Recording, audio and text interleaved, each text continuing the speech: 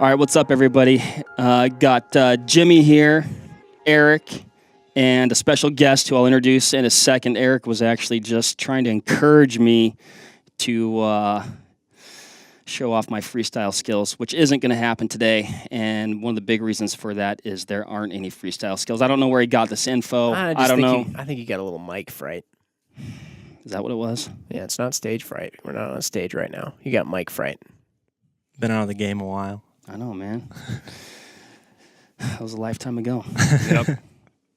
You're Mark. Did we say the special guest yet? We haven't. Go for it. So we got Jake here from the Hunting Public. How's it going, guys and girls? Not girls here, but girls that might be listening. Yeah, you guys got some girl listeners, I'm sure. Absolutely. I guarantee it. Mm-hmm. We've recently just wrapped up our Wisconsin gun season. There's kind of a lot of gun seasons going on right now across the nation. And that's kind of what we wanted to talk about today. It's probably not something that gets talked about maybe as often as, archery tactics or things like that. But there's a lot more to it than meets the eye. And I think that's what we're going to try and dive into today and do some self-discovery. Of it's gonna get deep. high quality gun tactics, and we'll just see where it takes us. Yeah. Now, when you say that, now gun season is not something that's not talked about at all. I mean, gun season's pretty dang huge. Mm-hmm. But I guess what we're trying to get at is maybe how would you explain it? The tactics behind Yeah. the actual hunt itself. Yeah. Not so much just, in your stereotypical mindset, you might just picture going out, sit day one, drive day two.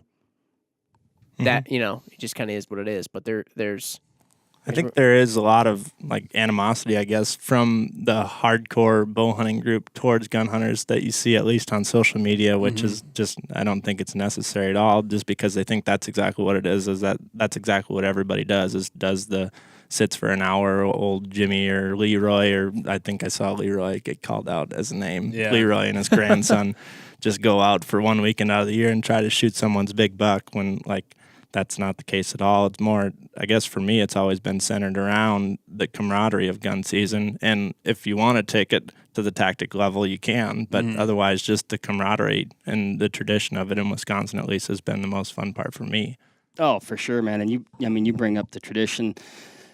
By far and away, this state that I'm living in right now, Wisconsin, has one of the strongest deer hunting traditions that I've ever seen. I mean, you get out here, and I think maybe we were talking about this the other week on the podcast possibly, or something different, but I mean, it's a week before gun season. You see orange and camo on the clotheslines. I mean, you can tell people. every gas station is selling orange. Fleet Farm, Freaky Friday, whatever they call it. Orange Friday. Orange Friday. Yep. Yeah. Hand warmer sales are at an all-time high. Yeah. I was about to say it turns into Deer Farm, but actually that doesn't apply. Yeah, No, it's not. we'll leave that out. It's Fleet Farm still. Anyway. But it's cool to see. I mean, this state and a lot of states, has just such a super strong gun hunting tradition, and for a lot of guys, which is totally okay. This is the week or the 2 days or the day that they get out and they go and they hunt deer. They see their family. They spend that quality time. Like you said, you've got that camaraderie, and you can certainly take it as serious as you want. And a lot of guys that don't maybe take it super serious still have a good crack at getting a nice buck and having an awesome time. So. Can I ask a naive question quick before we dive in on this? Gun season, I've grown up in Wisconsin my whole life. Mm-hmm. Mark, you've lived all over the nation practically, mostly from west to Midwest. I don't know if you've been out on the East Coast. Eric, Jake, I don't know about you guys, but is the opening day thing here is huge. Opening weekend is so big. Is it that way everywhere else? I don't think so. I don't think so either. I know it's not in Iowa. No. I mean, it's big down there, but it's nowhere near we even talked to the guys that grew up down there. They can just see it from not even ever being here that it's a way bigger thing in Wisconsin, Minnesota, like the upper Midwest and East. It seems like it's a real big thing yet. Like it's a holiday or a bigger thing than a holiday for some people. Oh yeah, I mean, kids are getting off school. Yep. I mean, it's expected that they may not be in school. Yep. I mean, you get these little towns total tiny towns at any other time of the year, even the tourist months of like summer where most of these people are doing their travel, there's nobody in these towns. You walk into one of those bars during the Friday before the opener, and it is wall to wall people ordering fish fries, having a good time. Everyone's excited about the prospects to come, over the following weekend, and you just don't see, at least to your point, when we were in Iowa, didn't see that. And you hear the complaints about just the deer herd when it was really low up north, where people stopped going up there. Like, that's when a lot of those taverns and bars and just dinner places make a lot of their income, was just during that specific weekend of the year, that week of the year, when people were really up in the Northwoods, like with their families and friends at deer camp. And when there wasn't, I don't know how the deer head's doing up there. I'm sure it's not great still, but people stopped going up there, and you heard complaints from places like that where they were missing out on a lot of their money. That's crazy, because it's hard for me to ever imagine anywhere else not being like it is here. Yeah, but I think that's part of that's part of kind of why we bring up some of the tactics, because when you have all these people, it's easy for other people to start thinking, is it even worth it to go out there? Or, like, am I going to see anything? Is all this hunting pressure just going to just push all the deer out, and it's just I'm just going to be sitting out in the woods? And I think that's kind of what I mean, Jake, you've been able to have some success on an opening weekend or just on a high hunting pressure gun season type scenario. That's kind of some of the stuff we want to talk about. Maybe some of the stuff that you can do to help yourself ensure some, what am I trying to say? Up your chances of success. There we go. Yep.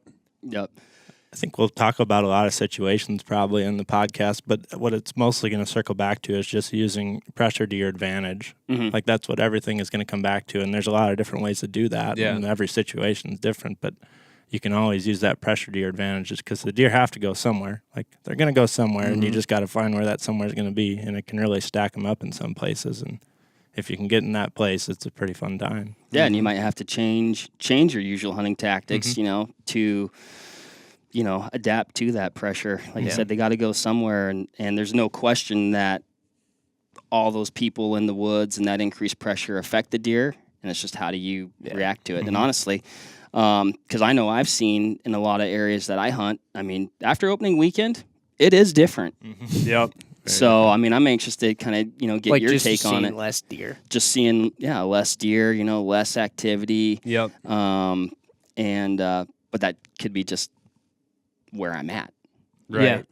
Yeah. I couldn't imagine, like, if I'm stepping into the hooves of a deer or whatever, you're just, going along, eating leaves or whatever. Everything is fine and dandy. And all of a sudden one day you wake up and it is just World War III out there. Yeah. I mean, that would probably scare me off. I probably wouldn't move around as much. Yep. But every time I take a step, somebody gets shot. Yeah.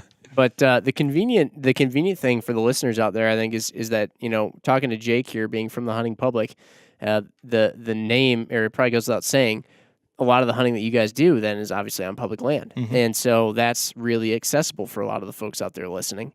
Now, some of this certainly applies to people who are hunting private too, because inevitably you can't, when you're on private land, you're not in a bubble. There's still all that going on around you. But what is, I don't know, to start off, what's stuff that you look for when you're heading into a spot, as you start to set up? I think you're trying to anticipate where the pressure is going to be and then adjust from there. Like, whether that's places you've seen people in past years or seen people like that bow season when you were out scouting, seen people hunting it a lot. And then you're trying to adjust from there, thinking, well, there's deer in there right now, but if somebody's going to hunt there, where are they going to go to next? Where are they going to get pushed to next? Or where are they going to get funneled through when they're getting pushed to the next place? Like, even if you can't hunt where the deer are going to end up, maybe they're going to run to private land and you can only hunt public, or they're going to run to the neighbors where you can hunt. Where are they going to move through? Where is secure enough that they're going to feel safe moving through? And I guess that's where I've had most of my success. And you talk about whether it's private or public land.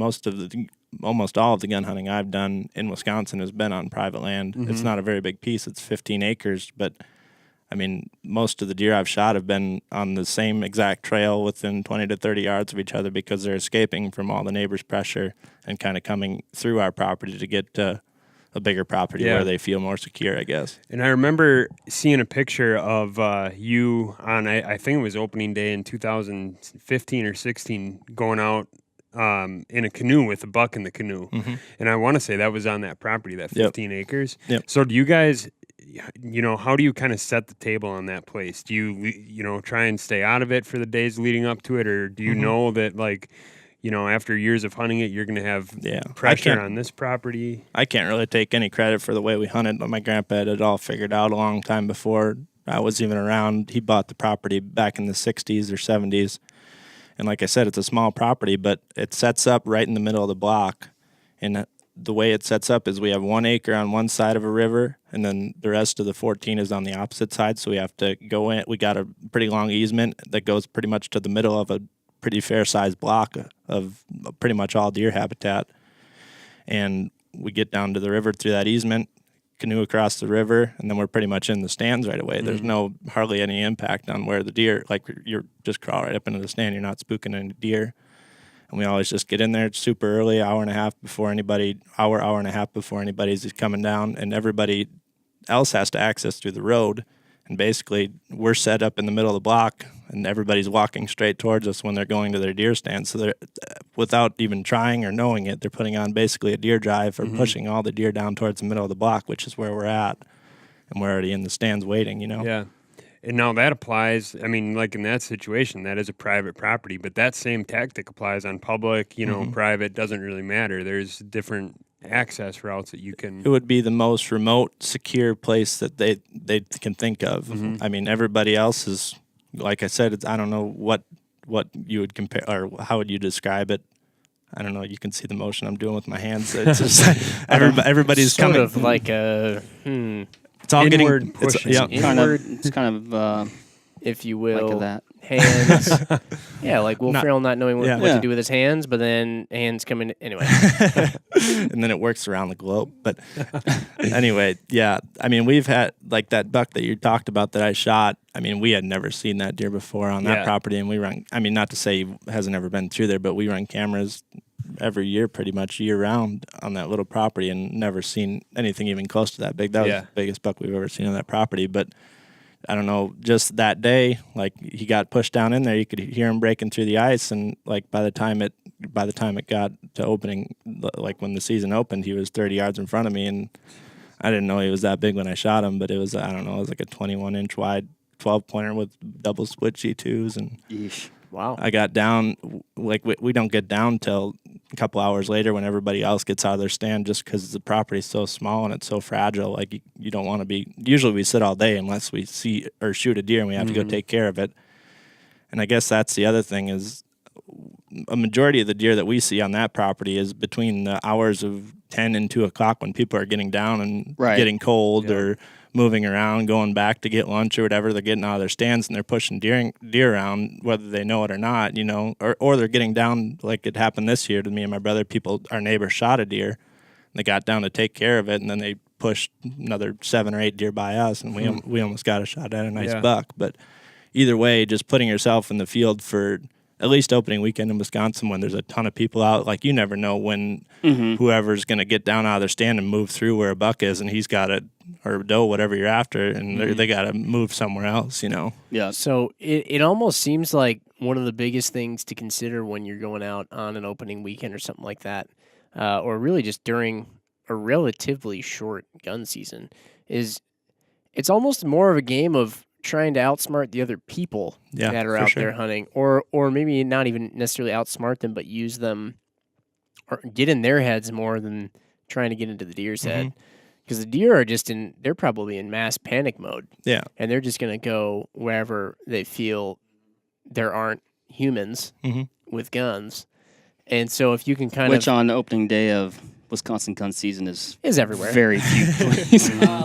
But you're almost like trying to think 2 steps ahead of everybody else, like a game of chess or something like that. Like, all right, I predict these people are going to move here at this time, or there will be motion over here at this point in time. The road's over here, so the deer will probably want to get pushed that way.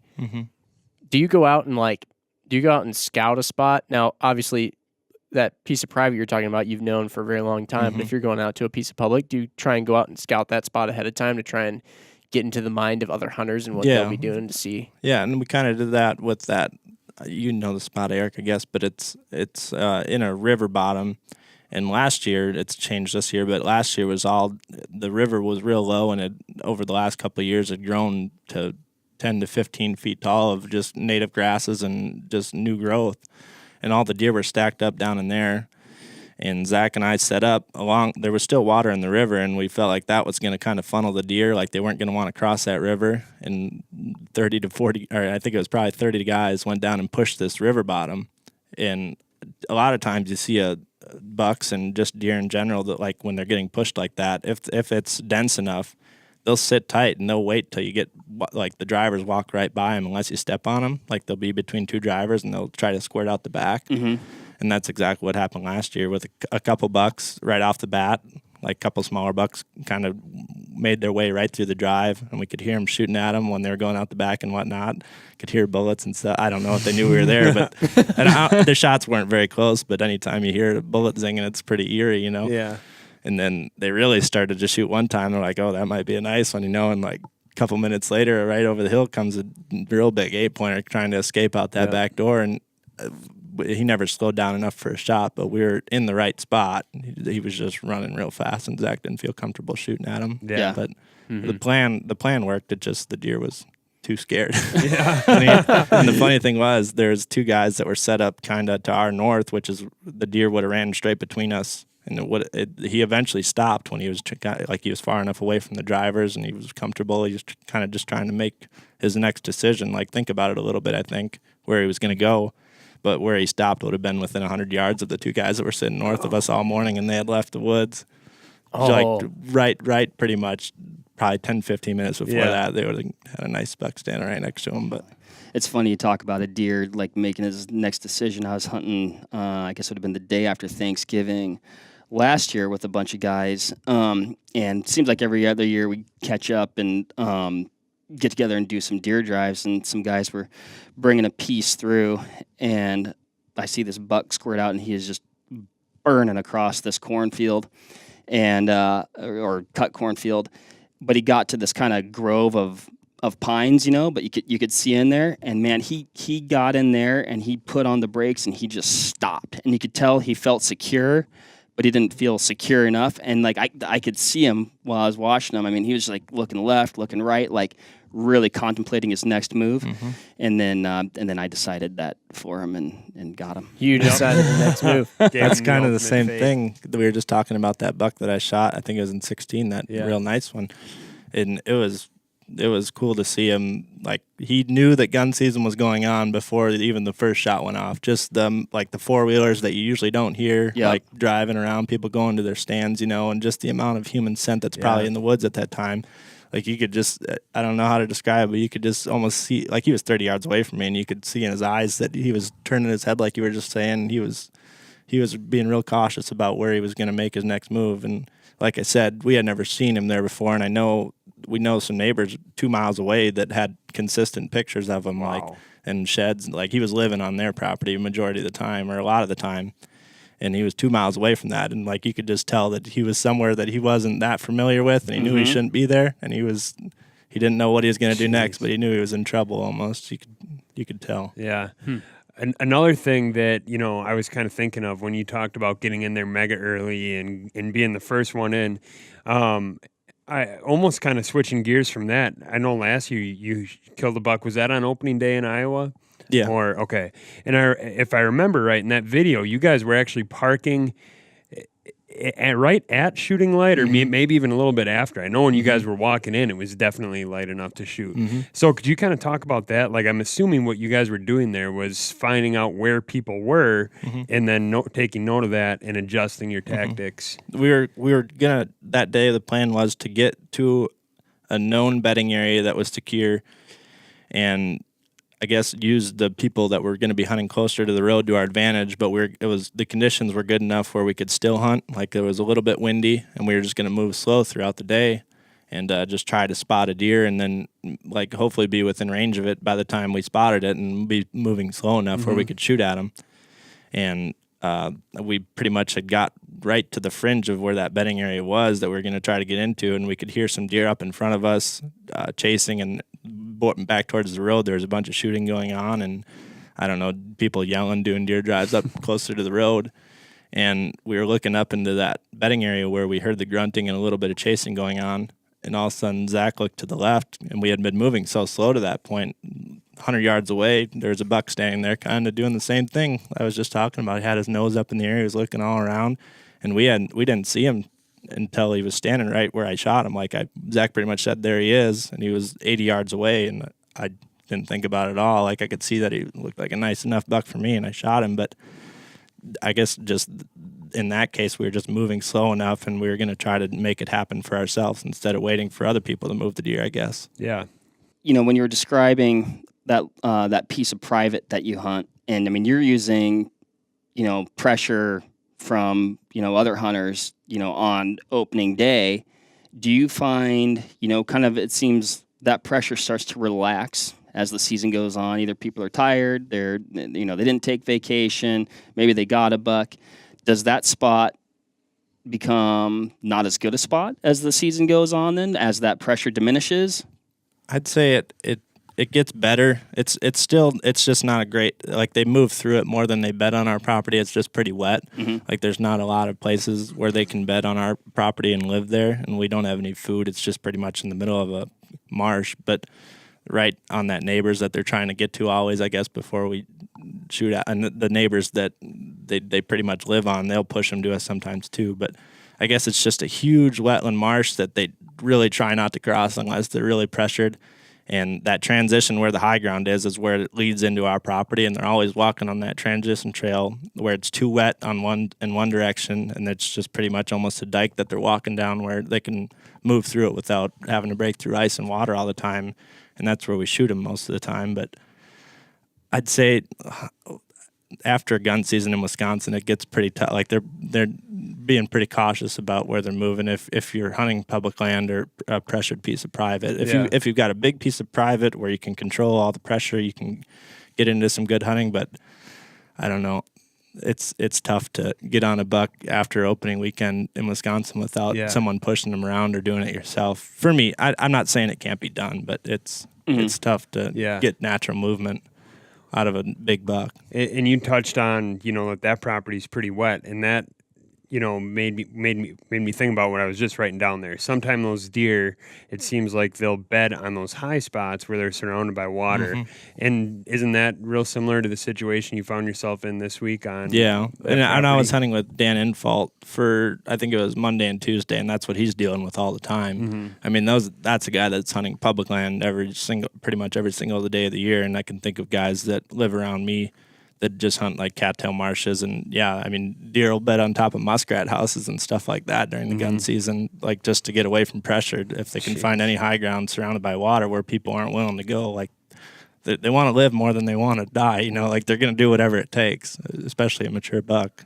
Yeah. So if you can find in our area specifically, I guess I'm finding that there's not a lot of things that are similar to these cattail marshes in Wisconsin. And I know there are other places around, but they can really hold big deer just because it's hard to access and get to the deer. It's easy for a big buck to live in a cattail marsh.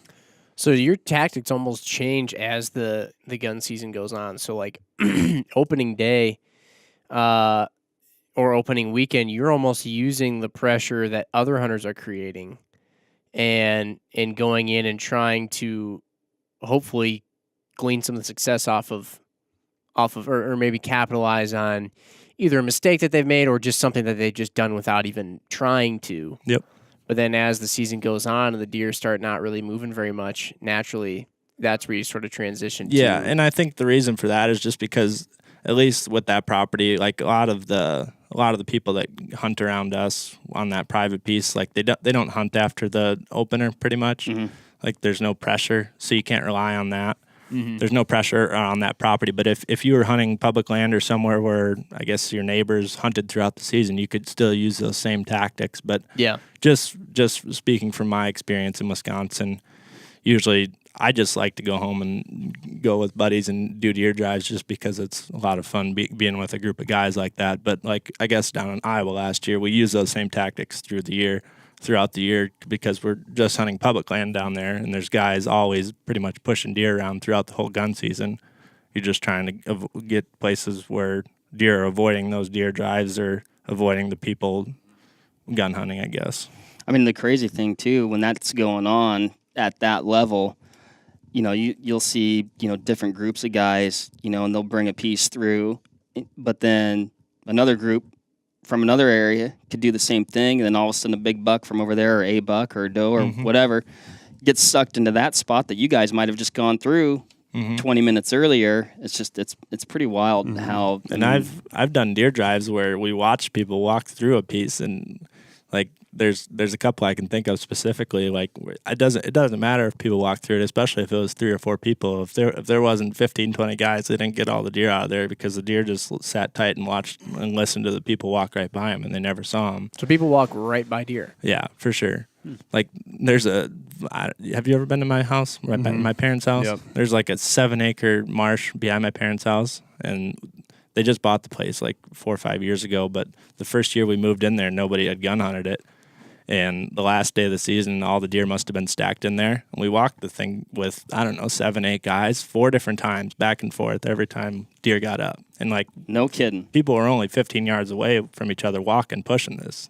And the deer were sitting tight enough where, we just kept going. We're like, well, we're going to just walk it at 7 acres. We're just going to walk it till we don't kick deer out anymore, And we shot at a nice buck. We didn't get him, but we got several does out of that drive. It's crazy how tight they'll sit. Wow. And going off the drive tactics, I remember a couple of years ago, I think that was a doe that Aaron shot in Iowa using a wind bumping tactic. So you talked about that big 8-pointer that those guys pushed out of that drive. And correct me if I'm wrong, but I'm assuming those guys were in there making a ton of noise and really trying to have a high intensity. Yeah, you could hear them yelling, and the amount of shoot they shot 40, 50 times. So they're trying to physically scare those deer out of there, and those deer, when they come out of that drive, are probably running for their life. They're running very fast. Yeah, and sorry to interrupt, but I guess like talking about how tight they'll sit is they had been in there for a half hour before that 8-pointer came out, and he knew they were cut. Like their wind was blowing down in there as soon as they walked in there, and they had shot a bunch of times before he got up. So he was just sitting there, and he probably did exactly what I was kind of talking about. Like he either sat and waited for him to get by and then shot out the back, or sometimes they'll get up in front of you and they'll run straight through the drivers. Either way, they were pushing it the opposite direction of us, and that's where the big one came out. So you tend to find the best place to be is actually behind a drive, not in front. It can be, yeah. It can be. I think big bucks do that a lot. We've seen them do it a lot. Dan Infalt from Hunting Beast talks about it a lot. We had one do it when I was down there with them. There was a big buck track literally inside of our boot tracks when he went around back to get, like, we had left some tree stands and stuff on the back side of the drive, and he walked around to get it. Took a picture of the big buck track inside of our fresh boot track. Wow. Walked out the back. They've just seen enough of their buddies over their lifetime get killed when they go along, when they follow the flow. Yep. You know what? I think he left that track intentionally. Probably did. Pretty cocky That's a deer move. middle finger right It's a there. bold move. I wouldn't do that to Dan Infalt. I don't just make him mad. Yeah. Where I was going with that, though, is like that big 8-pointer when he came out of there was cruising so fast you couldn't even get a shot. Well, a couple of years ago when Zach did that wind bump for Aaron, could you kind of talk about the tactics behind a wind bump versus an actual deer drive and how you might get a more relaxed, easy shot, stationary shot at a wind bump deer versus a driven deer? That's a good point. A wind bump is the difference between a wind bump and a deer drive to me would be wind bump is a lot of times just going to be 1 or 2 guys, and they're just going to be walking on the upwind side. It'd be the upwind side, correct? It'd be the upwind side of a known bedding area and just letting their wind float through it to hopefully get the deer on their feet and just move out because they think someone's coming and just be moving out before they even know what's happening. A deer drive would be higher number of guys probably where it doesn't matter which way the wind's blowing. You're just trying to get the deer moving out to probably several people that are posted up in an escape route, and the deer are going to be moving a lot faster. And both are effective. I mean, you're going to shoot deer on a deer drive, albeit they might be running shots or some kind of moving shot. But what really interests me is that with that wind bumping tactic, if you do spook a deer using the wind bumping strategy, it might kind of get up. It doesn't see you. It doesn't hear you. It just smells you. It knows something's not right in the area.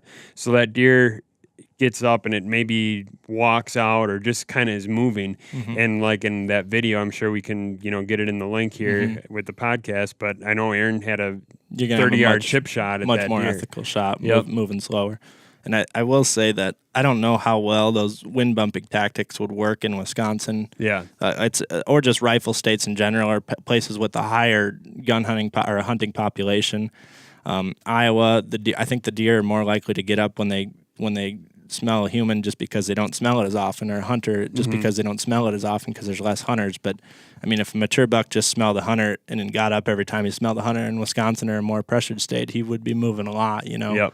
So I think they sit a lot tighter just because they know that with the rifle or in a rifle state, you can really reach out and touch them. I mean, Iowa's shotgun and muzzleloader, and you can still get those shooting out to a couple 100 yards pretty easy, but there's just a lot less hunters down there, and you can't shoot as far. It doesn't seem, because if they were to allow rifles in Iowa, just at least where I live or where we live, like there's not as much habitat in Iowa as there is in, say, Wisconsin. Like the deer would just get pummeled. Yeah, like it's a lot of just draws and pretty open country where you could really snipe some deer down there, and that's probably part of the reason they don't allow rifles is because it'd be pretty easy down there, Yep. I mean, really, our rifle season honestly is, if you want to try and kill a deer or a buck, I mean, you got the perfect storm. I mean, you've got definitely oftentimes still some good rut going on. You've got that to your advantage. It's the season right after the bow season, so. How do you guys feel about when they place, and like, do you guys like the rifle season here? Do you like when they do it? So there's a lot of people that don't. I do personally. We've talked about this, Yeah, Eric and I have talked about this exact same thing, and I'll circle back like a big old buck on a deer drive to what we we're talking about earlier. Yeah, right. About the Wisconsin gun hunting tradition, and that to me, that's just one thing that is just very quintessential Wisconsin, and something that's just so cool about this state is that they manage that gun season for opportunity, for tradition, for people to be successful, and I don't know. I think you'd be losing a lot more than you gained if you took that away. I agree wholeheartedly. I know Missouri is another one that always gets caught in the crossfire there with the November 15th or whatever it is gun opener, and people don't like that it falls in the middle of the rut. But your great grandpa who might not be able to bring a stand in and bow hunt or whatever throughout most of the fall, he can certainly bring a 30-30 and sit on a stump and have just a great chance at shooting a deer. And he doesn't want to do it in December or January in Wisconsin when it's going to be even colder than what it usually is during opening weekend. Yeah, because this one we had November 17th this year, 2018 in Wisconsin. So, but yeah, I mean, I think I don't know. I'd be hesitant to switch that around. Yeah. Yep. Here's an interesting one that I want to ask about is deer drives, because we've mentioned them a couple times now, and I think that we've gotten the gist across about what a deer drive is. Now that's also kind of one that's a little bit of a sticky subject for a little some controversial. People. A little controversial. And can we explain why that is a little bit for those who aren't as familiar with it? I mean, it kind of sounds like I think we've gotten across, like I said, like people are going out in big groups. A certain group of people is going around one area, making a bunch of noise, bunch of ruckus, which is probably kind of a foreign concept again to some other hunters too. The first time I heard about a deer drive, I was like, wait, you're actually trying to be heard and like scare the deer? And then there's another group of folks, probably smaller, usually, down range or whatever you'd call it, that are waiting for those scared deer to come across and then be out in the open. And bang, bang, hopefully then they're gonna get some deer. Yeah. But it's controversial because I'll let somebody else finish that sentence. I think a lot of people think it's unsafe, and I think it can be. If like I went, there's certain groups of guys that I've been with on deer drives that I'll never go on a deer drive with again. But like the group that I go with during the week or after opening weekend, like I'm not worried at all. Like about getting shot by them or anything like that. Like, I think that's what people are worried about. Make sure you know who you're with. If you're with a safe group of guys that you trust, it can be a really good time. Yeah. You guys had some interesting, like, one that we were just looking at a picture of that you had on your phone. You were using a tripod, which isn't like a camera tripod. It's like a very large stand almost. And you're in those that, like, was that cattail kind of stuff that you were in? They were in a cattail marsh. And if anybody's familiar with cattail marsh, or if you're not familiar, sorry, it's basically just wetlands where it's just cattails that are above a human's head. They're like 10 feet tall. Yeah. And there's usually no trees just because it's so wet where they're growing. So you need to get some sort of vantage. We use step ladders and just like this was on public land, so you can't build like a tower stand or anything like that. That's what we have on my family's property just because, I mean, it's a lot easier than sitting on a step ladder. We got tower stands built and they're always there, but public land, Dan Infalt uses a step ladder, like a 12-foot step ladder, or they have that tripod you were just talking about. They're both 12 feet tall. And the reason for that is, one, it's a way safer shooting angle. You're shooting into the ground where you don't risk that ricochet, where if you're shooting, I guess, at eye level at a deer, I mean, who knows where the bullet's going to go behind it sometimes. Yeah, sometimes you don't always know what your backdrop is. And then those cattails, I mean, you would never be able to see a deer unless it was on the same trail you were on in those cattails, you know, so you need to get up in the air, elevated a little bit, but mostly for that shooting angle, and you can see where the drivers are. It's just way better overall. If there's no if there's no opportunity for a tree stand, any way to get elevated is just a lot safer for everybody. Yeah, when a deer's coming through, so those cattails being like, I mean, they're over a human's head, like you said. How easy or hard is it to actually see them when they're going through? I'd imagine you probably see, cattails getting pushed down where they're at, but how do you see them? A lot of times you hear them coming. A lot of times you hear them coming through the water or breaking through the ice. And the cattails it's not all just like a monoculture of cattails out there. Like there's a lot of times there's like a lot of sawgrass. It's just like knee high where they'll get down to an opening like that.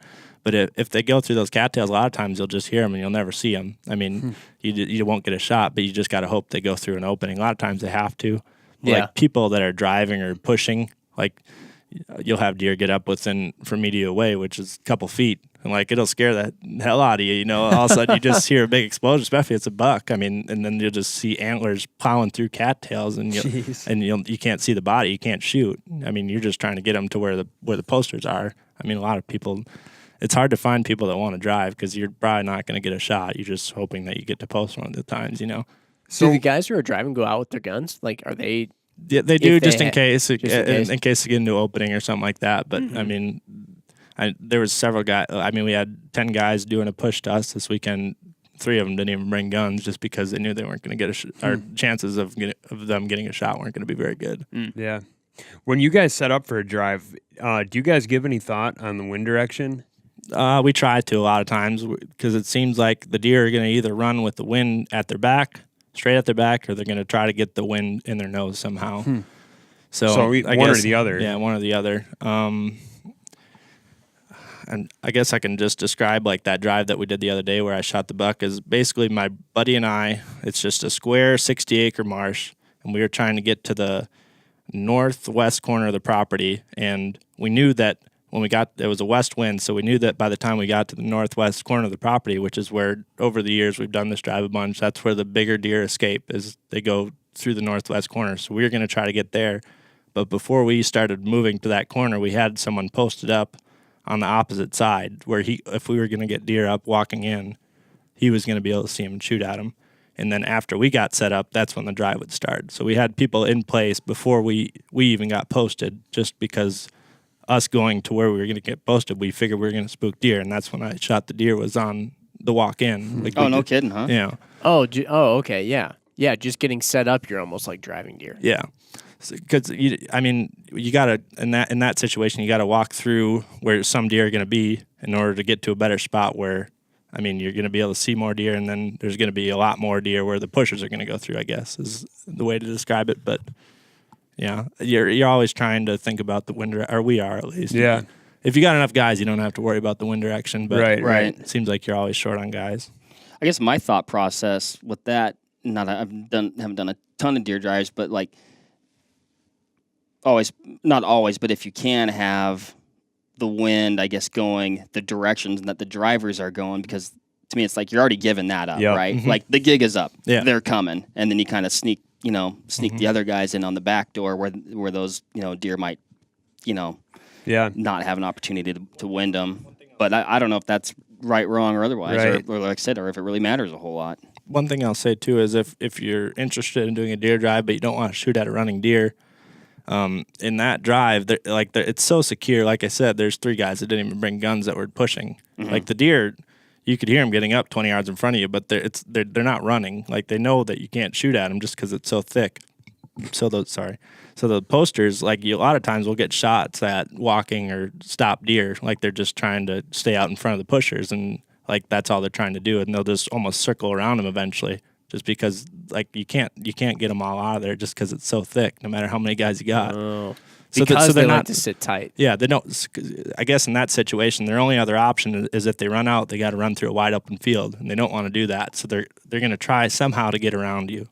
So whether they have to sneak through or bed down and wait till you walk past, like they're going to try to get out through the back, or they're going to try to stay in where they're at. So it's not always like an absolute bolt of lightning trying to get out of there. Sometimes it's a little bit more of a they're doing more calculated movements. For sure. It's interesting. Like we were doing one yesterday, and you could hear them breaking through the ice 20 yards in front of us. You can hear them nonstop. You're just pushing them towards the end. And then all of a sudden at the end, we had 10, 15 deer just go right between us and like sneak out the back, and you can't shoot at them because it's so thick. And the only time we could have shot was when they were straight between where me and my buddy were. And I mean, they get away, Yeah, you're not going to shoot there. Yeah. That is crazy. Yeah, that's like it's like playing chess or some kind of just strategy game with deer. I totally agree. I mean, the way you describe it as calculated movements, I think that couldn't be more accurate. I mean, granted, this was during archery season, but the buck I just shot in Illinois, when that deer came out of the cover, he was looking for a doe. So he had the wind. He was kind of using a crosswind. But when he stopped, he came out of a cedar thicket where I had my tree stand positioned. And this all relates back to deer drive. That deer, he came out, and when he got out of the thick cover, he stopped. And you could literally just see that deer stop, calculate the wind direction, like compute what's going on, got the sensed the right to left wind direction, turned to his right, turning him broadside to me to get that wind in his favor, and right at that moment was when he was broadside and offered a shot, So same thing on a deer drive. Those deer, a lot of people think they're going to be flying out of there at Mach 2, but those deer are going to stop, calculate what's going on, because they're not going to throw all hazard to the wind and just go. They want to at least keep something in their favor, and a lot of times that's the wind. So I think that's interesting. Would you say that the older ones tend to stop more and maybe calculate more, or is it and maybe the younger ones tend to do more of the bolting? It seems like it, yeah. But you'll even, at least in Wisconsin, you'll get even some 1.5-year-old bucks I've seen and stuff like that where they'll squirt out. They'd rather squirt out the back of the drive than go out the front. I don't know if it's on purpose or if you just catch them off guard, and by the time they realize you're there, it's too late or something. Yeah. But there was a 1.5-year-old buck yesterday. I walked within 10 yards of him. Walked around him kind of. I couldn't ever see him. I didn't even know he was there.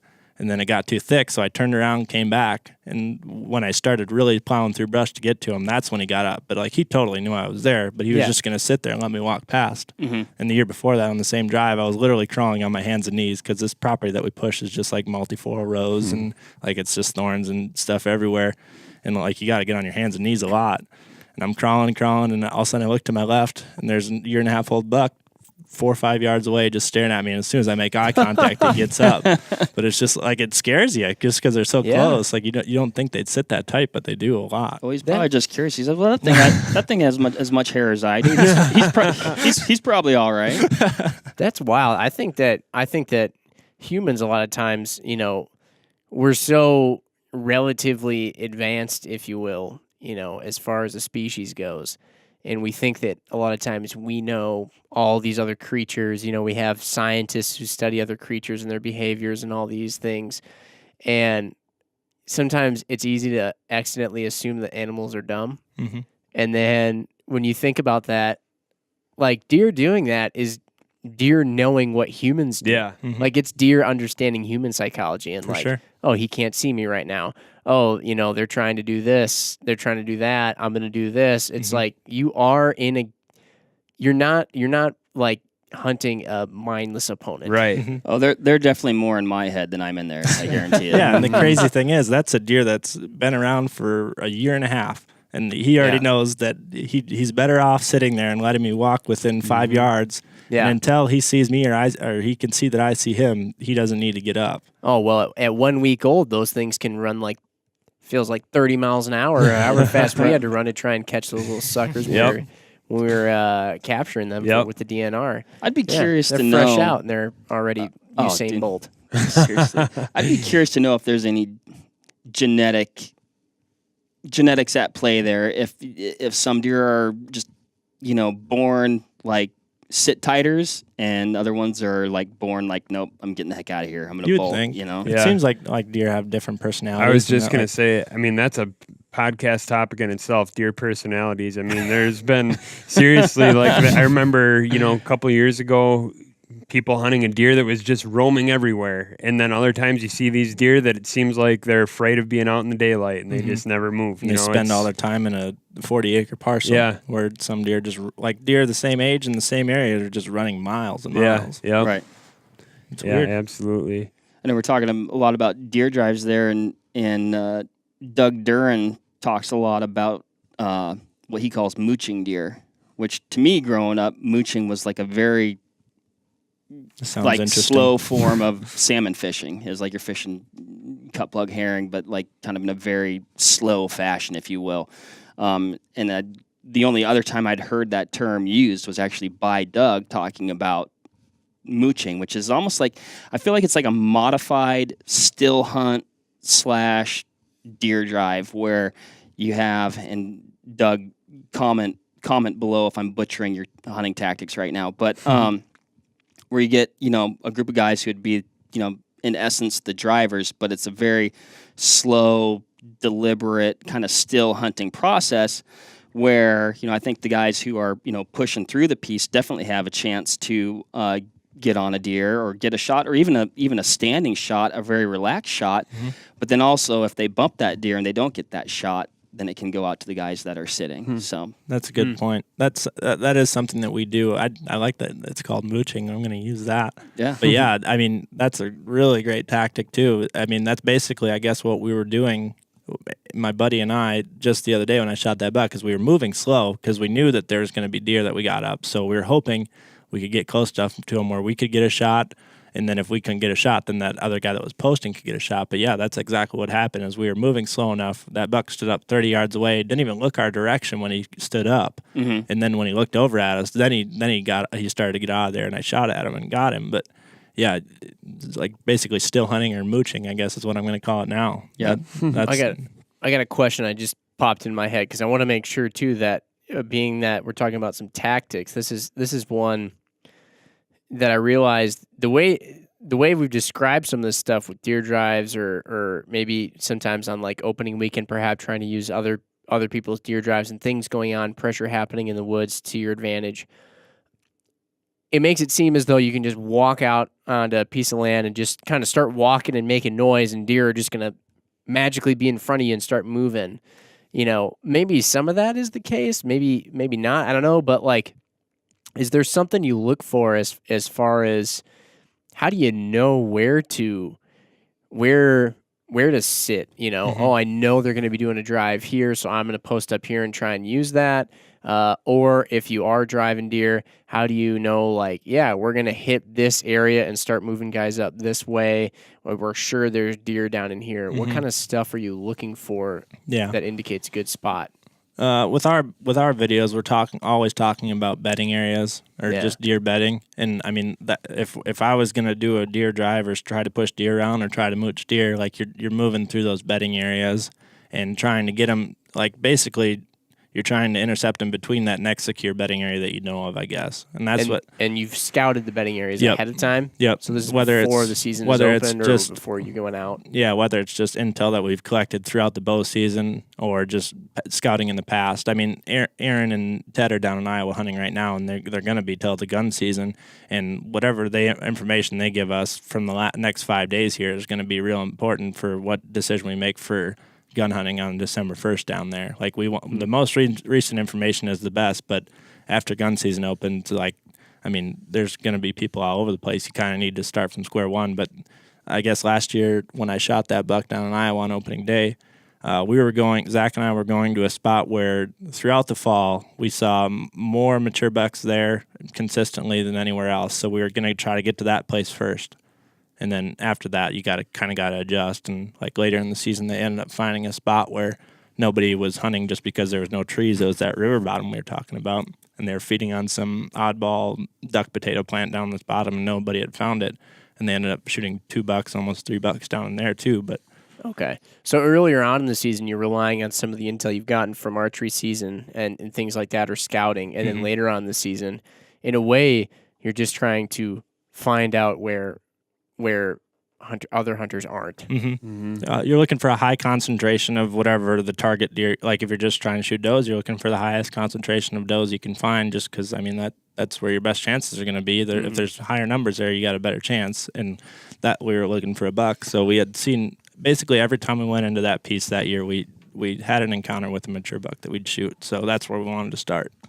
When you're talking about, the bedding, and I'm going to circle back to maybe like, a non-driving tactic, but I know when we had you guys on the podcast before, a lot of your archery tactics revolved around getting in tight to bedding, and the fact that bucks aren't necessarily nocturnal. It's just dark oftentimes by the time they get to you if you're hunting off that bedding. Yep. Is that something you can apply to these, these highly pressured deer once the gun season really kicks off and starts cranking and these deer, know the program?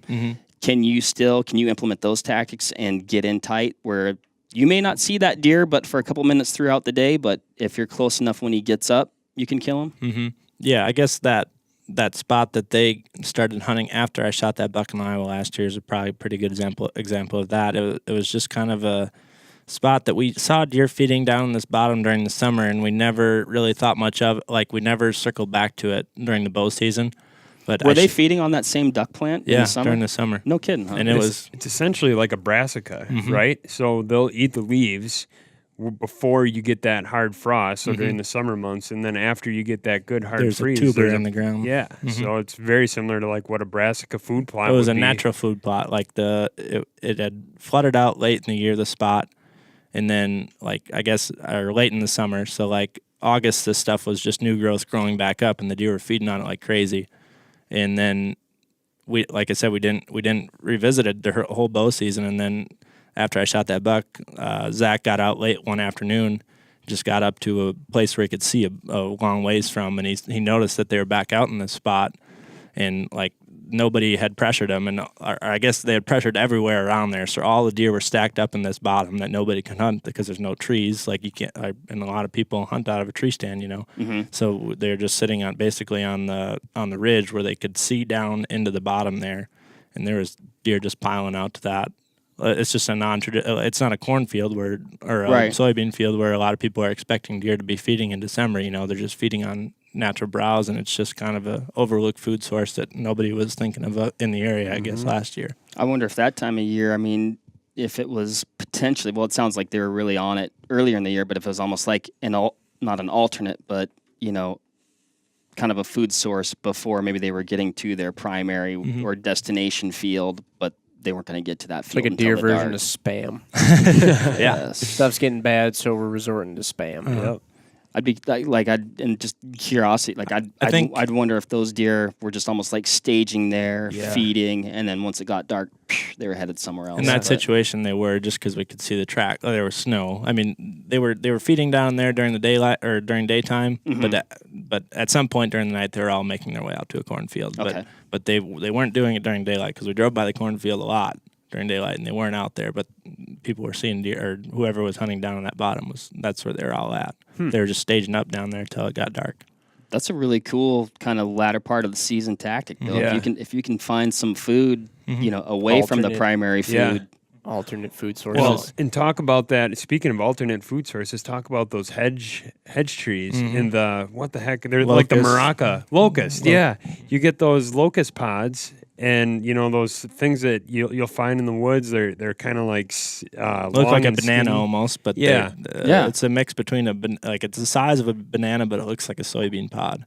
They're just like they fall out. oh, locust, yeah. They're real dark brown after they turn in the fall, and then they start falling on the ground. And I didn't know it till I moved down there because we don't have a lot of locusts around here, but the deer feed on them like crazy. Yeah, Really? So that deer, that doe that Aaron killed wind bumping, that Zach wind bumped to her, that was right in a locust thicket, and they have footage of these deer coming through this bedding area with a bunch of choked out with locust trees, and they're just vacuuming up those locust pods. It's Off the incredible. ground? Off the ground. I've never seen that before.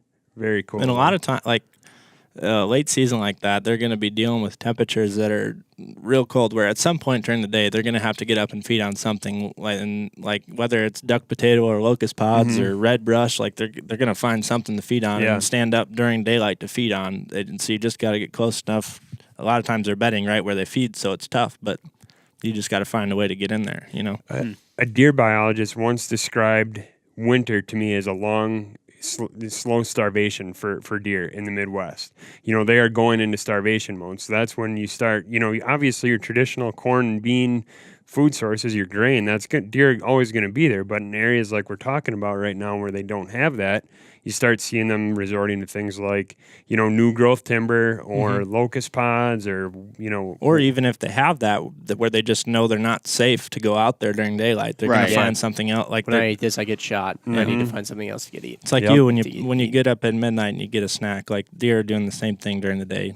At some point during the day, they're standing up. They're stretched. Like they're not going to lay in one spot all day when it's -3 degrees out. Like they're going to get up and warm up a little bit and feed a little bit usually. Yep. And that's not going to be very far a lot of times during the winter. They're just going to be feeding right where they're bedding, but they're going to get on their feet. And whether it's 50 to 100 yards, like if they move 50 yards, you might get a shot at them, Yep.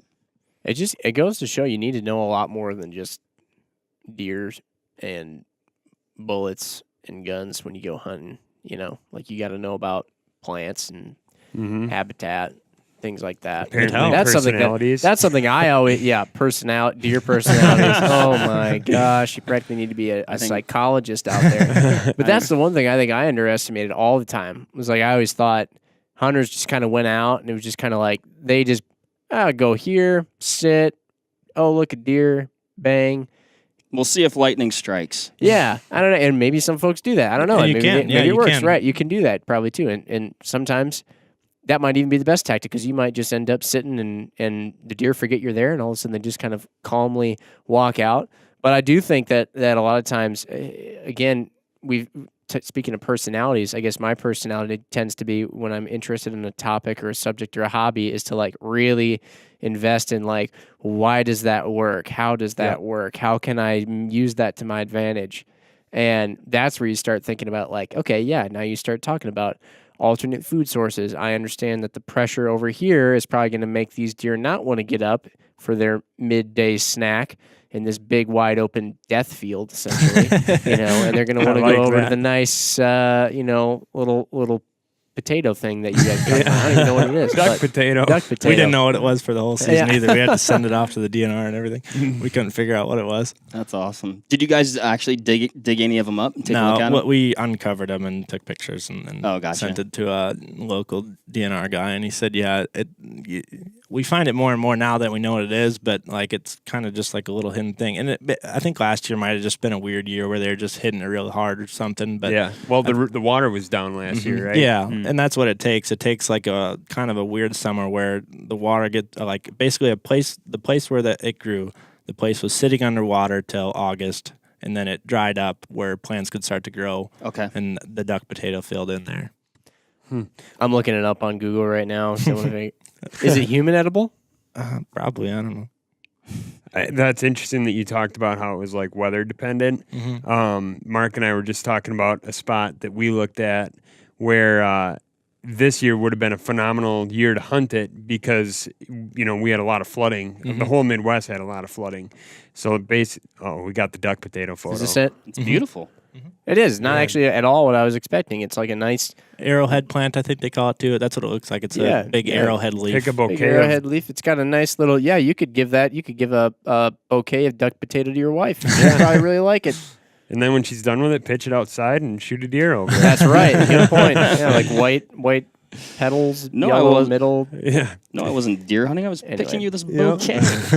But I mean, 7 hours. what we were kind of talking about is like with the duck potato, that worked out on a year where it was just this weird, drought after a lot of rain. Yeah. This year we had a ton of rain, and we had one specific spot where deer would have been pinched in an area because the bottoms were flooded out. So to your point, I think a lot of that does go into environmental factors and how that influences deer and I mean, movement. that spot that was good last year. It's 105 feet of water now. Yeah, We drove the gone. boat over the top of it a lot this year. The deer aren't going to be there. So add And believe me, we looked.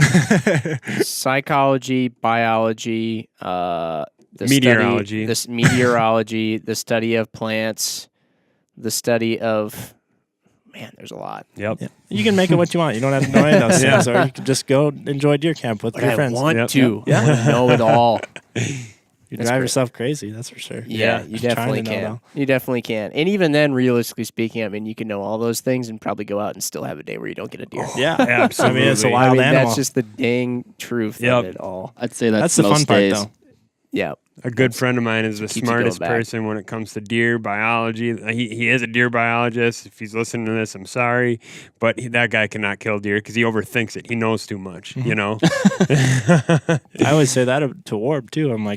I'm very simple minded. I think that's why I have I have my success just because I see something, and I don't necessarily always care about the reason. I just know what's happening, and then I make the move accordingly. But how Warb is another guy in our group. He just thinks about a million different things, and he overthinks things sometimes, and he knows he does it. Like, he admits it. Yeah. It's just like one of his downfalls, kind of. Yep. Sometimes. I mean, it can fall into place, and it feels good when it does. When you think about all these things and everything comes together, and you get a deer at 15 yards with the bow or whatever, it works out. But yeah, you can definitely overthink it. That's totally the case. I think sometimes it's like that's why people have baseball players have a lucky thing that they do at the plate every time. Yep. Right? And everybody's got their lucky thing because it's like you happen to have success one time, and then all of a sudden immediately you go back and you're like, oh well, I did this, I did that, and that must have been it. And Yep. you try that every time, Yep. but. MC Ryan here has gotten pretty good. We're on episode like 35 or something. I don't even know what we're recording, but every time I glance over at him, just to get a time check, and he flashes his watch over. We're at like 59 minutes and some odd seconds. I mean, it's like perfectly on an hour. It's incredible. So, what do you guys say we dive into some last calls here and cap her off? Let's do it. Just like the gun season just got capped off. Yep. Yeah. Just like Saturday night, last call. There we go. Yeah. plus we needed to go because muzzleloader season started. So Yeah. More deer to be killed. More deers. Jim, I'll try kicking hit it it. off. I thought that this is I guess this has been an interesting conversation to add on to some of the conversations we've had here at the office lately about gun season. Obviously, being fresh off of it right now, we were just in the midst of it in Wisconsin. You walk outside to walk your dog, and sometimes you wonder if you've suddenly woken up in Afghanistan or somewhere like that because you hear a lot of gunshots going off and things like that. It's interesting to me, I guess, just because I think I've said it a couple times now, where I used to think that gun season there can be no tactics to gun season. It's just an absolute free for all mad frenzy.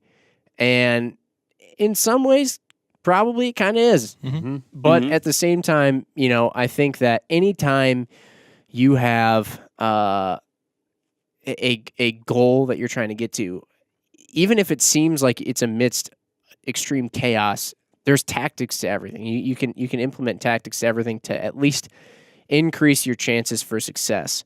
And many times, especially in those cases, your tactics involve trying to use the chaos to your advantage, which I think Jake touched on a little bit. And I don't know, that's exciting. I always like to try and find a challenge to something. And generally speaking, the challenge that I find fun personally is like trying to, work the system in my favor or whatever it might be, And so hearing about this stuff to me has made gun season a little bit even more interesting to me because it's like, oh, I can go out and try and use some tactics. That stuff's fun. So anyway, that's what I got. No, absolutely. And I think what we've been talking about predominantly here is probably like a Wisconsin gun season, or maybe, I've never hunted Pennsylvania, but I feel like, kind of the atmosphere is high hunter numbers, lots of participation. This is probably gonna be very different from, an opening day in Western Washington or maybe an opening day in Montana or things like that. But I guess my last call would be, it's not over after opening weekend, and there's still hope. I think it probably does get harder, but I think if you adjust your tactics, you can definitely have some big success. And like we're talking about here, I mean, the stars are aligned if you're a gun hunter, you live in a good state. If you're in Wisconsin, you've still got the rut, on opening day, you've got the rut, lightly pressured deer, and pretty darn good weather that's conducive to killing deer. And then you also have what we talked about. You do have that pressure where anything can happen. Anybody can bump a deer. So, and then I'll just cap it off with, I love that energy before gun season. I love the buzz. I love the fact that you can talk to just about anybody and they either are or know somebody that's going out hunting the next day. And there's nothing like sitting in that gray light and hearing that first rifle shot of the season and going, I mean, it is like the opening bell. It is. You're like, it is on. Yeah. Mark, one thing you mentioned there was it's not over after gun season's over. Well, I think being that this is part of our Hunt Year Round series, I think that's very evident. It's never over. You can hunt year round. In fact, gun season isn't even the start, There's bow hunting, and then there's muzzleloader hunting, and then there's predator hunting. Yeah, and then there's... And when Wisconsin gun season's over, you can just go to Nebraska, right? Or go to Iowa. That's what you guys are doing. Yep. And then there's turkey hunting, because all of a sudden, next thing you know, it's spring, and then, whew. That weather sounds nice right now. Yeah. All right. You nailed it, Jim. I interjected with another last call. Sorry. Go for it, Jake. The last call, I would just say, you guys kind of covered how you can use the tactics. I would say if you don't already, get a little, whether you're not into gun, like if you're a anti-gun hunter and you just want to bow hunt, just take a weekend where you go to deer camp with a bunch of buddies, wherever it be, or take a trip and get together with a group of people or your family and try to hunt together, because that's probably my favorite part about Wisconsin gun season is the whole family getting together. My mom hunts, my sister comes to camp, and it's basically like another little holiday for us, and I enjoy that a lot. Yep. Right on. Yeah, I couldn't agree more. I mean, I'll just echo that. Like, my best gun season memories aren't the deer I shot on opening day or anything like that. It's, the fish fry you had the night before at a tavern that doesn't see anyone hardly most of the year, and then all of a sudden it's packed in the month of November, and I just think, like we said, specific to Wisconsin, that's cool that we live in a state like that, but odds are in your area you've probably got some kind of tradition like this, and take advantage of that, because that's what it's all about. So, and if you don't, make one. Yeah, exactly. There you go. Nice. I like that. If you don't, make one. Cap it off on that. All right, everybody. Thanks for listening. We appreciate it. Go check it out. Get the podcast out on Instagram. You can check it out at Vortex Nation Podcast. Oh, damn it. Dang it. Oh, sorry. Dang it. MC Ryan, bleep me out. We were supposed to end on Jake's thing. Can you say it one more time? I forgot what I said. If you don't have a tradition, make one. Yeah. There we go. And follow these guys on Instagram and stuff, too. Yeah, Yep. The hunting public across the board. Just search it on whatever you want. You should be able to find it. Yep. There you have it. If you don't have a tradition, make one. Okay, bye. Bye. Bye. All right, that'll wrap it up for this episode of the Vortex Nation podcast. Thanks, everybody, for listening. Hit that subscribe button so you can always stay up to date on the latest happenings over here at the Vortex Nation podcast. You can also follow us on Instagram at Vortex Nation Podcast. Again, everybody, thanks, and happy hunting and shooting. We appreciate it. Have a good one.